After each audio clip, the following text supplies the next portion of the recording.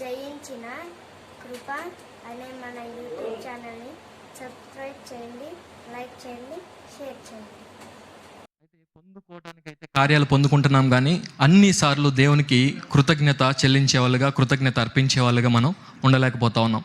అయితే ఈరోజు ఈ యొక్క స్కిట్లో ఒక వ్యక్తి తన యొక్క జీవితంలో జరిగినటువంటి సంఘటనలు ఇప్పుడు మనం చూద్దాం.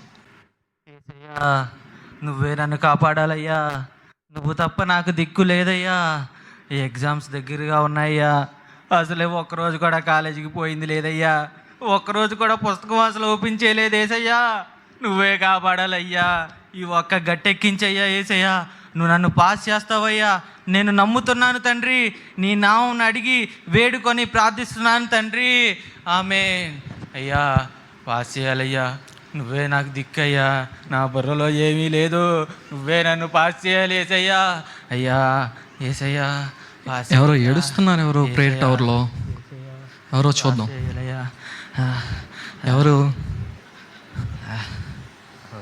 బాబు? ఓ జోషి, నువ్వు? ప్రైజ్ లార్డ్ పాస్టర్ గారు. ప్రైజ్ లార్డ్ అయ్యా, ప్రైజ్ లార్డ్.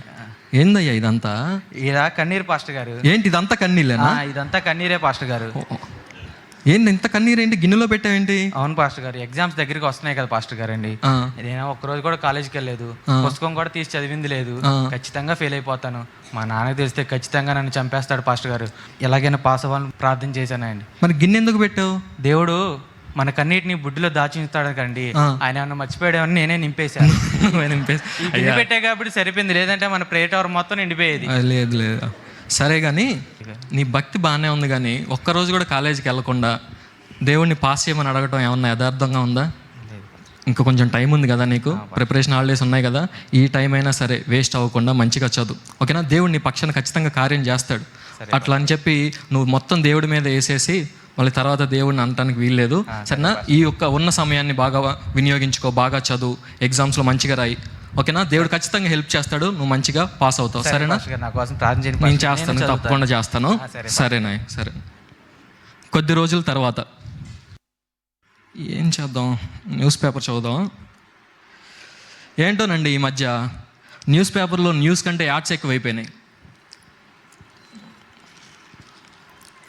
అరే ఇక్కడేంటి?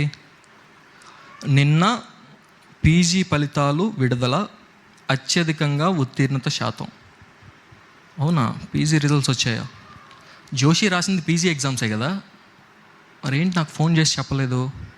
సరే ఫోన్ చేద్దాం. హలో ఎరా, అసలు పాస్ అవని అన్నారుగా, పాస్ అయ్యా, రండి. ఇప్పుడు ఎవరికి ఏం కావాలో, ఎగిరే కావాలా, ఇదే కావాలా, పాగే కావాలా, ఏ కావాలా, మండికి రూట్స్కి వచ్చేయండి, పార్టీ ఇస్తా అందరికీ. సరే. హలో హలో పాస్టర్ గారు, వందనాలండి. వందనాలు వందనాలు వందనాలు. జోషి ఏం చేస్తున్నావు?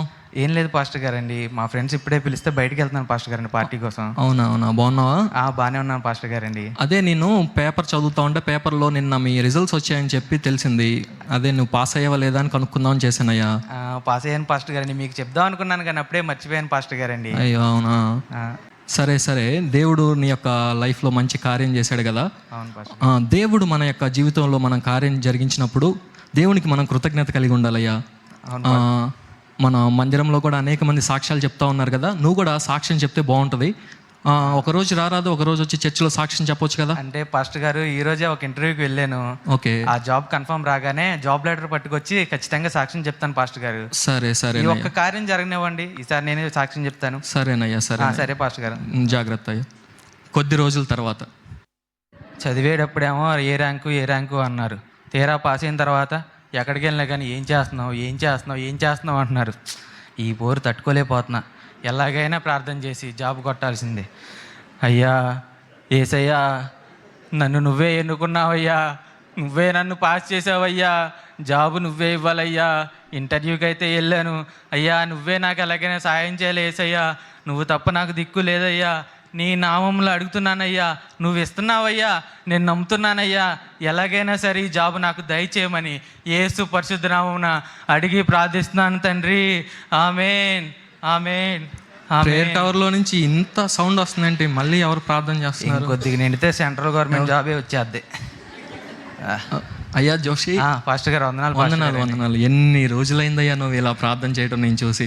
చాలా సంతోషంగా ఉందయ్యా నువ్వు ఇలా ప్రార్థన చేయటం. అవును పాస్టర్ గారు అండి, ఈ జాబ్కి వెళ్ళని చెప్పాను కదండి, వారం రోజులు అయిపోయింది, వాళ్ళు ఇంకా ఏ విషయమో చెప్పలేదు. ఎక్కడికి వెళ్ళినా కానీ ఏం చేస్తున్నావు అని అడుగుతున్నారు పాస్టర్ గారు. ఈ పోరు తట్టుకోలేకపోతున్నాను, అందుకే జాబ్ కోసం ప్రార్థన చేయడానికి వచ్చాను పాస్టర్ గారు అండి. చాలా మంచి నిర్ణయం తీసుకున్నాయో. దేవుని దగ్గర అడిగితే దేవుడు ఖచ్చితంగా మనకి సహాయం చేస్తాడు. ఆయనకు అసాధ్యమైనది ఏది లేదయ్యా. ఆయన మన జీవితంలో మనకి ఏదైతే కావాలో అది ఆయన దగ్గర ఖచ్చితంగా ఉంది. దాన్ని మనం పొందుకోవడానికి ఆయన దగ్గర కనిపెట్టి ప్రార్థన చేయాలంతే. సరేనా? నువ్వు చేసిన నిర్ణయం చాలా మంచిది. దేవుడు నీ జీవితంలో ఖచ్చితంగా కార్యం జరిగిస్తాడు. నువ్వు నమ్ము, ఆ విషయాన్ని నమ్ము. నమ్ముతున్నాను పాస్టర్ గారు. మీరు కూడా నా కోసం ప్రార్థన చేయండి పాస్టర్ గారు. చేస్తాను, తప్పకుండా చేస్తాను. కొద్ది రోజుల తర్వాత. అమ్మయ్యా, మొత్తానికైతే జాబ్ వచ్చేసిందండి.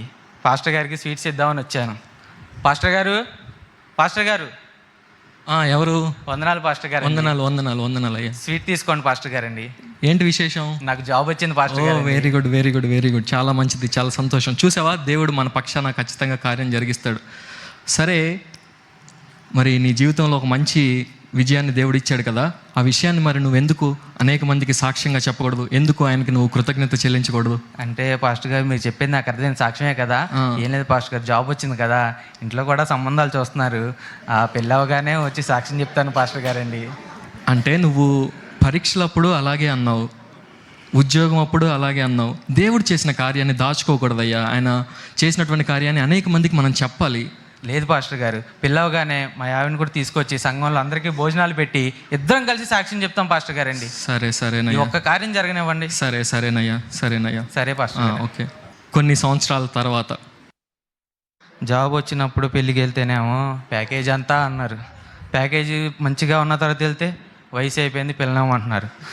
దేవుడు అసలు నా ఎముకను తయారు చేసాడో లేదో, ఎలాగైనా సరే నా ఎముక ఎక్కడుందో తెలుసుకుని, ఏసయ్యా జాబు లేని నాకు జాబ్ ఇచ్చావయ్యా, పరీక్షల్లో పాస్ చేసావయ్యా, వయసు అయిపోతుందయ్యా, 30 సంవత్సరాలు వచ్చాయ్యా, పొట్టేమో ముందుకు వచ్చింది, జుట్టేమో వెనక్కి వెళ్ళిపోయింది, ఇంకెప్పుడయ్యా నాకు పెళ్ళి?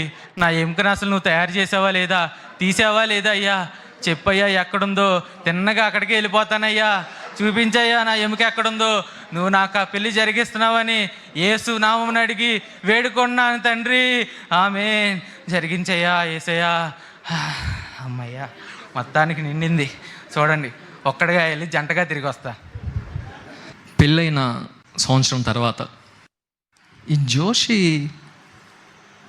ఈ మధ్య ఎక్కువగా మందిరంలో కనిపించట్లేదు. సరే, ఒకసారి కాల్ చేసి కనుక్కుందాము. హలో పాస్టర్ గారు. హలో ప్రైజ్ లాడయ్యా జోషి. వందనాలు పాస్టర్ గారండి. వందనాలు. బాగున్నావయ్యా? బాగున్నాను పాస్టర్ గారండి, మీరు బాగున్నారా? నేను బాగున్నానయ్యా. అదే నువ్వు ఈ మధ్య సరిగా మందిరంలో కనిపించట్లేదు. అంటే పాస్టర్ గారు అమ్మాయి కూడా సరిగా కనిపించట్లేదు. అదే నువ్వు రెగ్యులర్గా రావట్లేదు ఏంటా అని చెప్పి ఏమన్నా సమస్య ఉందని కనుక్కుందామని చేశానయ్యా. ఏం లేదు పాస్టర్ గారు, అమ్మాయి డెలివరీకి వెళ్ళింది, అబ్బాయే పుట్టాలని ఇంట్లో ఉండి ప్రార్థన చేస్తున్నాను పాస్టర్ గారండి. ఇంట్లో ఉండి ప్రార్థన చేస్తున్నాను. అవును పాస్టర్ గారు, మీరు కూడా ఉపవాసం ఉండి ప్రార్థన చేయండి పాస్టర్ గారు, అబ్బాయే పుట్టాలని. అబ్బాయి పుట్టాలని నేను ఉపవాసం ఉండి ప్రార్థన చేయాలయ్యా నీకోసం. అవును పాస్టర్ గారండి. సరేనయ్యా. అయినా నువ్వు దేవుడు చేసినటువంటి కార్యాలు ఎన్ని దాచుకుంటావయ్యా. నీ ఎగ్జామ్స్ అప్పుడు దేవుడు మంచి కార్యం జరిగించాడు. నీ జీవితంలో ఒక మంచి ఉద్యోగాన్ని ఇచ్చాడు, నీకు ఒక మంచి భార్యను కూడా ఇచ్చాడు, గర్భఫలం కూడా దేవుడు దయచేశాడు. మరి ఇన్ని కార్యాలు దేవుడు నీ యొక్క జీవితంలో జరిగిస్తున్నా కానీ నువ్వు ఇంకా దేవునికి కృతజ్ఞత అర్పించడానికి, కృతజ్ఞత చెల్లించడానికి, అనేక మంది ముందు సాక్షిగా నిలబడడానికి ఎందుకు వెనకతీస్తున్నావయ్యా నువ్వు? లేదు పాస్టర్ గారండి, ఈసారి డెలివరీ అవ్వగానే అమ్మాయిని అబ్బాయిని ఇద్దరిని తీసుకొచ్చి సంఘంలో అందరికీ భోజనాలు పెట్టి ముగ్గురం కలిసి సాక్ష్యం చెప్తాం పాస్టర్ గారండి. ఈ ఒక్క కార్యం జరిగినవ్వండి పాస్టర్ గారండి. సరేనయ్యా. కొద్దిగా ఉపవాసం ప్రార్థన చేయని పాస్టర్ గారు, అబ్బాయే పుట్టాలని. సరే ఉంటా పాస్టర్ గారండి. అబ్బాయి పుట్టాలని ప్రార్థన చేయాలంటండి. అది దేవుడి నిర్ణయం. దేవుడు ఎవరిస్తారు అనేది దేవుడి నిర్ణయం. వీళ్ళే పుట్టాలని నేను మాత్రం ఎలా ప్రార్థన చేస్తాను? నేను చేస్తే మాత్రం దేవుడు వింటాడా? ఏంటో 2023 సంవత్సరం ఇంకా కూడా ఈ మూఢనమ్మకాలు ఇంకా మనుషుల నుంచి పోలేదు.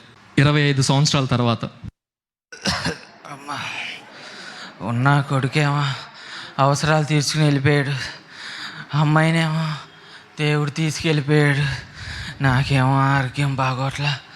పాస్టర్ గారు ఒకసారి ఫోన్ చేయాలి, ప్రార్థన చేయమని. హలో పాస్టర్ గారండి. హలో పాస్టర్ గారండి. హలో జోషి. ఆరోగ్యం బాగట్లేదు పాస్టర్ గారండి, ఒకసారి ఇంటికి వచ్చి ప్రార్థించండి పాస్టర్ గారండి. వస్తానయ్యా. సరే పాస్టర్ గారండి. సరే వస్తాను. అయ్యా జోషి పాస్టర్ గారండి. ఏమైంది?